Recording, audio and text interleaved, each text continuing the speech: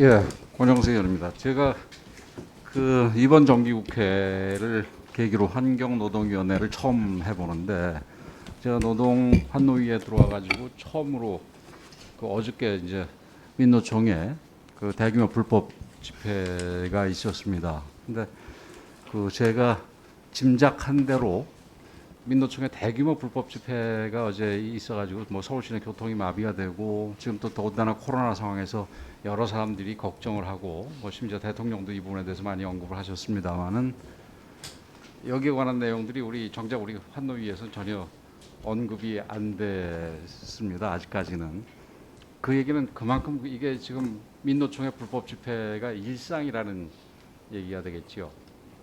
그래서 제가 그 내용들을 민노총에서 이번에 불법 대회를 하면서 그 주장한 내용들을 보니까 이게 5대 핵심 의제로 기간산업 국유화, 재난생계소득 지급, 그다음에 부동산 투기 소득 환수, 노동법 전면 개정, 뭐 국방예산 삭감 뭐 이런 것들입니다. 5대 핵심 의제가. 그 우리 그 고용부 장관님 이건 분명히 이 불법 파업이 맞지요, 그죠? 어쨌든 지난번 국감에서도 제가 말씀을 드렸었는데요. 사용자의 처분 권한을 넘어선 정부 정책과 관련된 부분을 요구 사항으로 하고 있습니다. 그래서 노조법상 정당한 쟁행위는 아닌 것으로 보입니다. 쟁행위의 목적은 근로조건의 개선을 위한 거가 그 목적이 돼야 되고 그게 또 더군다나 사용자가 가능한 거래야지 할 수 있는 거죠, 그죠? 뭐 방금 얘기하셨듯이 그렇지요, 장관님? 네, 그렇지만 예, 예. 그 민주노총 총파업은 의원님께서 말씀해주신 그런 부분인 거고 지금 민주노총 총파업에 이제 합류한 산하 조직들 같은 경우에는 일부는 예를 들면 지금 뭐 파업 절차라든지 이런 부분들을 다 지키고 있는 상황에서 총파업에 결합했기 때문에 그런 부분까지 이 불법이다라고 얘기하기는 그렇죠. 노조법상 불법이다 제가 하기는 좀 그거는 힘든 부분이 있습니다. 뭐 저도 충분히 알고 있습니다. 네. 그게 지금 대회와 그다음에 이 집회와 파업은 좀 구분을 해야 되겠죠. 근데 이제 이 내용을 걸고 파업을 한다면 이건 명백하게 불법 파업이다 이런 얘기인데 뭐 그건 짚어졌고 그 관련해 가지고 그 제가 저 경제 민주화를 주장하는 분한테 제가 그런 말씀을 제가 드린 적이 있어요. 그분이 주장한 경제 민주화 누군지 뭐 다 아시겠습니다만은 경제 민주화는 주로 이제 기업이 이제는 지배하고 이런 부분이 아니라 민주화해야 된다 이런 얘기가 핵심이었었는데 이제는 경제 민주화가 버전 2, 2.0이 생겨야 되는 거 아니냐. 이제 노조도 그 경제 민주화, 경제 한 축으로서 노조도 거기에 참여해야 되는 거 아니냐. 그래서 고쳐야 되는 거 아니냐 이런 얘기를 했었는데 그 문성현 우리 위원장님께 한번 그 질문을 하겠습니다. 그 아까 이제 더 이상 노조가 아주 약하기만 한 조직이 아니라고 그랬는데 그렇게 말씀을 하셨는데 이제 기업에 대해서 최근에 ESG를 얘기하지 않습니까? 환경과 사회적 책임 그리고 거버넌스 문제. 노조도 이제 ESG에 참여해야 되는 거 아니겠습니까? 특히 환경 부분은 좀 약하다 하더라도 사회적 책임이라든지 거버넌스 문제에 대해서는 노조도 이제 생각을 해야 되는 거 아닙니까? 예, 저희 경산의 목적이 노사정이 서로 신뢰와 협조를 바탕으로 해서 사회 양극화를 해소하고 사회 통합을 모색하고 국민 경제 균형 발전에 기여해야 된다고 되어 있습니다. 그래서 그 여기에 노동계와 사용자가 다 참여해야 되는데 지금 당연히 노동계도 이런 방금 말씀하신 대로 그런 역할을 하기 위해서는 법에 규정되어 있는 경사노위를 통해서 그런 노력을 해야 된다고 생각합니다.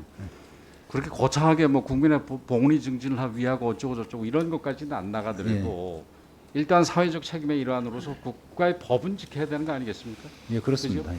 지금 자기의 그 어떤 이루는 바를 실천하기 위해서 이 불법적인 수단을 동원하는 집단이 지금 현재 이런 민노총 말고 뭐 어디가 더 있겠습니까? 그 깡패조 지금 조폭 말고는 없는 거 아니겠습니까?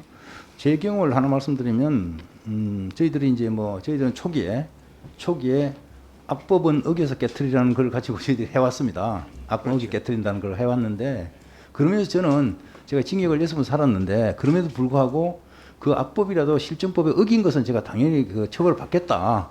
그래서 그게 그래서 제가 악법을 어겨서 징역한 게 제가 노동 탄압이라고 주장해 본 적이 하나도 없습니다. 다만 예, 이걸 우리 예. 문성윤 위원장님의 그 어떤 진정성에 대해서 제가 충분히 알고 있으니까 거기까지만 듣고 예. 제 말씀을 좀 더 하겠습니다. 지금 과거하고 달라가지고 지금 그 우리 지금 현 정당 시스템 내에서도 민노총의 어떤 주장을 합법적인 주장이라면 잘 받아들일 수 있는 정당이 얼마든지 있는 거 아니겠습니까? 예. 그래서 정치적인 구호와 근로자 조합원으로서의 어떤 권리 주장은 구분을 해야 되는 거 아니겠습니까? 예, 예. 그죠? 예, 그래서 이런 정치 구호는 정당을 통해서 정상적인 합법적인 프로세스를 통해서 하고 그다음에 근로자로서의 어떤 근로조건 개선은 정당한 합법적인 뭐 쟁의 행위를 통해서 해야 되는 거 맞는 게 아니겠습니까? 그래서 그냥 질문 주셨기 때문에 이게 뭐 국민들께 제가 오늘 이를 통해서 드리고 싶은 말씀은 제가 금속연맹 위원장 할 때 이런 문제가 있어서 제가 민주노총 대의원대 이런 이야기를 했습니다. 자꾸 이 총파업이라는 용어를 너무 남발하지 말자. 지금 하반기에 우리가 이런 그 투쟁을 하는 것은 상반기에 해결되지 못한 노조들이 시기 집중을 해서 시기 집중 총력 그 어떤 투쟁인 것이지 총파업은 다르다. 제가 그렇게 이제 대의원대 주장했고 그래서 용어를 우리부터 총파업이라는 용어 쓰지 말고 시기 집중 총력 투쟁으로 표현 쓰자. 그걸 하면서 거기에 이제 그때 요구되는 그 정치적 요구가 있으면 더 하는 것이지. 우리 예. 문성현 위원장님 건 제가 저기 나중에 개인적으로 좀 예. 더 듣기로 하겠습니다. 제가 저기 좀 질의할 게 남아가지고 그 저기 우리 대통령께서 이 돌봄하고 이 저기 보육 문제에 대해서는 특별히 지적을 하셨어요. 그죠? 이번 그 파업 대회하고 관련해 가지고 네. 옛날에 우리 광화문 집회 보수 단체들이 광화문 집회할 때는 그 민주당의 원내대표를 하시던 김태년 대표께서 그 참 이 코로나 확산 방지를 위해 가지고 참여 단체를 압수수색을 해서라도 그 이 참가자 명단을 확보를 해야 된다 이렇게 얘기를 했는데 그런 단체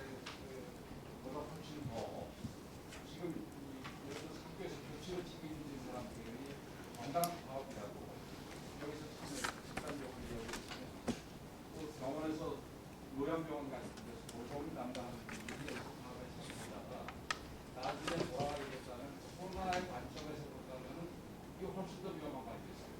그래서 대부분 아마 그런 관점에서 또 생각하고 있는데 이 부분에 대해서 우리 장관님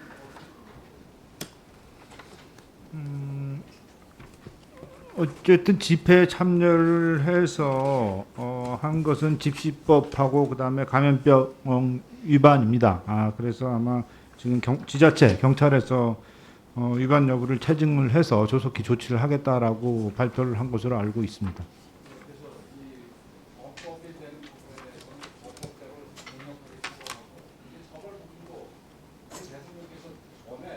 집회가 일어나기 전에는 엄정 대처하라고 얘기를 하셨는데 막상 집회가 일어나고 나니까 아쉽다는 얘기. 그래서 이런 식의 어떤 어부가 놓고 실제 일어나면 온전히 가는 그러니까 말만 보는 그런 모습이 민노총의 민노총이 이런 행동을 강하게 해서 만드는 게 아닌가 이렇게 생각이 드는데 그것은 그와는 별개로 코로나 차원에서라도 우리 조영구 장관님이 이 급식이라든지 돌봄이라든지 이런 근로자들이 돌아서 지금 사업 중에 사업장에 돌아가지 않을 수도 있겠지만 돌아가서 일을 하는 사람도 있을 거라고 합니다. 이런 부분에 있어서는 이거는 강제 장관하고 협력을 해가지고 지금 완전히 코로나가 난리가 아닌데 더 이상 아이들이라든지 노인이라든지 이런 취약한 사람들한테 영향이 가지 않을 수 있도록 잘 준비를 해주시면 좋겠습니다. 네, 네 의원님 말씀 네, 공감하고요. 관련 부처하고 적극적으로 협의해 나가도록 그렇게 하겠습니다. 네, 수고하셨습니다. 다음은 존경하는 노웅래 위원님 질의해 주십시오.